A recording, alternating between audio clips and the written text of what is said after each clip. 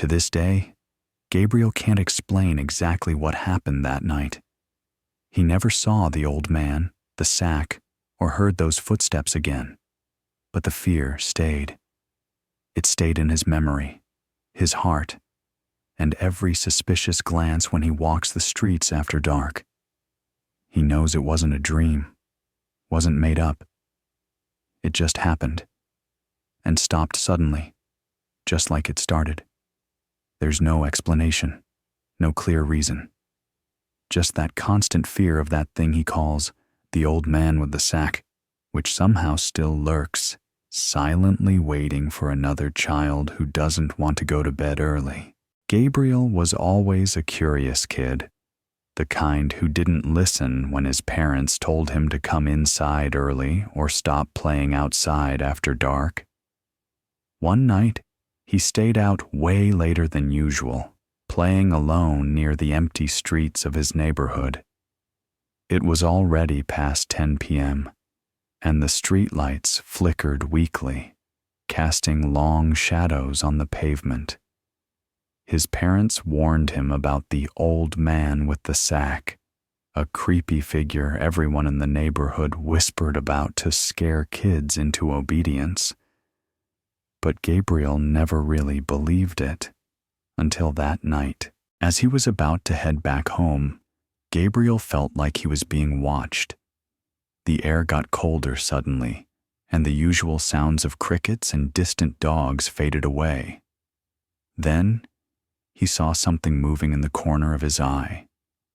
A hunched old man, wearing tattered clothes, dragging a large sack over his shoulder. The man's face was mostly hidden by a dirty hat, but Gabriel could sense the coldness in his eyes. Gabriel froze. He remembered every scary story. This was the old man with the sack who kidnapped disobedient kids to never be seen again. The man didn't say a word. He just kept walking slowly toward Gabriel. Gabriel tried to run, but his legs felt like they were stuck in quicksand. The closer the man got, the heavier the sack seemed to sound hitting the pavement. Gabriel's heart pounded so hard, he thought it would explode. Every time he tried to scream, no sound came out. The old man lifted the sack and made a slow, dragging step right in front of him, as if inviting Gabriel to come closer. Terrified, Gabriel stumbled backward, falling to the ground. The man bent down slowly, the sack rustling. Gabriel's mind raced. Was this the end? Was he going to be trapped in that sack forever? Suddenly, the old man reached into the sack and pulled out something that glimmered in the faint streetlight. Gabriel saw it was a small toy, a battered teddy bear worn from years of use. The man held it out to Gabriel for a moment, then shoved it back inside the sack without a word and stood up again. That brief gesture confused Gabriel. Was this some kind of warning? A cruel joke? Before Gabriel could make sense of it, the man turned and started walking away, disappearing slowly into the shadows, dragging the heavy sack behind him. Gabriel then, in desperation, finally managed to free his legs and ran at full speed. He ran without looking back, feeling his heart nearly leap out of his chest. But no matter how fast he ran, he had this horrible feeling the man's steps were right behind him, getting closer and closer. It was that slow, heavy, dragging sound, and the sack thumping against his back, as if the man was practically glued to him. The strangest part was that every time Gabriel tried to look back, the man seemed to vanish for a few seconds. But then, when he looked again, the man was there, even closer, like the act of looking made him appear nearer. In the height of his panic, Gabriel tried to get into his house, but to make things worse, the gate was locked. That never happened. The gate was always open when he was outside. He banged, kicked, screamed, but no one seemed to hear. The strangest part was that the house was completely dark, as if no one was inside, even though he knew his mom had been there just minutes ago. When he turned back to the street, the old man was standing on the curb, staring directly at him, with an expression impossible to read. It wasn't anger or hurry. It was worse, like he had all the time in the world. Gabriel then ran to the back of the house, jumped over the wall desperately, fell into the neighbor's yard, and kept running without thinking. He crossed yards, tripping over pots and clotheslines, anything in his way. The panic was so overwhelming, he didn't even feel pain or tiredness. But no matter how far he ran, every now and then, when he looked sideways, he saw that shadow walking slowly, like it was everywhere at once. It made no sense, no logic. It was as if that old man didn't need to run. He just appeared wherever Gabriel tried to hide. He then entered a garage with the gate slightly open, squeezed behind a car covered with a tarp, and stayed there, holding back tears, trying not to make a sound. His heart was pounding so hard he felt like fainting. And then he heard it. Slow, dragging steps entering the garage. The sound of the sacks scraping the ground turned his stomach. He covered his mouth to keep from screaming when he saw, beneath the tarp, the old man's legs stopping right next to the car. He stayed there, as if he knew Gabriel was hiding, but didn't do anything. Just waiting. Those minutes felt like hours. Gabriel could barely breathe. Every noise felt like a hammer pounding inside his head. Then, suddenly, the old man started dragging the sack again, walking slowly out of the garage. Gabriel didn't have the courage to come out immediately. He stayed frozen, listening to the sound fading.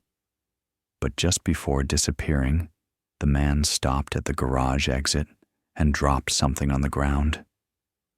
It made a dry noise, like a heavy object. When the old man finally disappeared from sight, Gabriel found the courage to leave his hiding place, trembling so much he could barely stand. Looking down, he saw it was a child's shoe, old, torn, covered in dirt. That froze his spine like nothing before, because it wasn't just any shoe. He swore he had seen that shoe somewhere before, like it belonged to a child from the neighborhood.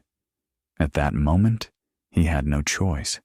He ran again, crossed the street, kicked his own gate until, out of nowhere, his mom opened it, startled, asking what the commotion was. Gabriel, desperate, went inside, locked everything, and stayed there shaking, trying to explain what had just happened. But it seemed no one really believed what he was saying. The strangest thing was that when Gabriel asked his mom why the house was dark and the gate locked, she swore it wasn't. She said she'd been in the kitchen the whole time, with the lights on, and that the gate was just ajar, like always. That confused Gabriel even more, because to him, it felt like he'd been pulled into some parallel reality where no one could hear or see anything. While trying to calm down, he looked out the window and saw no sign of the old man on the street anymore. But the shoe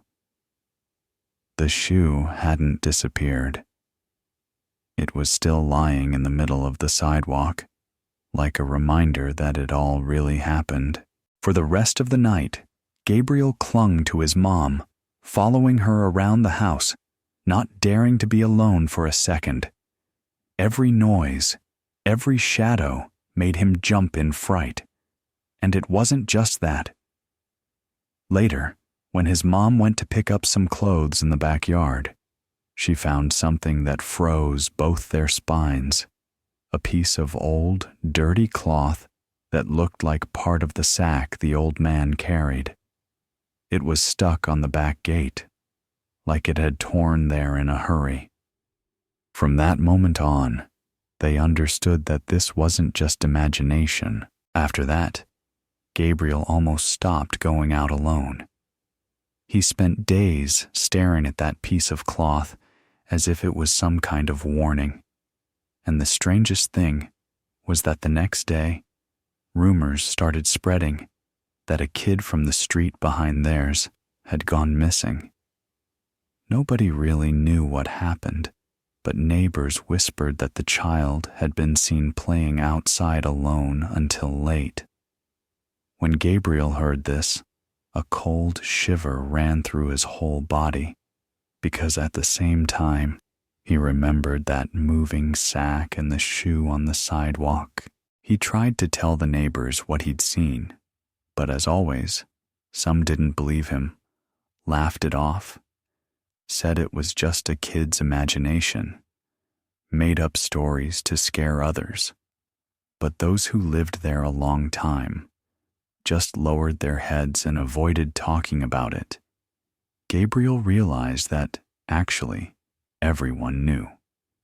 They knew about that thing, about that old man.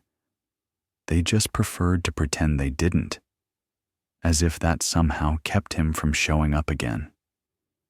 That's when Gabriel understood that the story he'd heard as a kid about the old man with the sack wasn't just a legend to scare children. It was real. In the following weeks, Gabriel tried to live normally, but the fear never left him. At night, he had nightmares where he smelled the old man's foul stench, heard the sack thumping, and saw those wrinkled hands trying to grab him. Many times he woke up in the middle of the night feeling like someone was watching. He tried to convince himself it was just imagination, but deep down, he couldn't shake the feeling. He felt like, somehow, that thing was still out there, waiting for a new chance, and that he had barely escaped.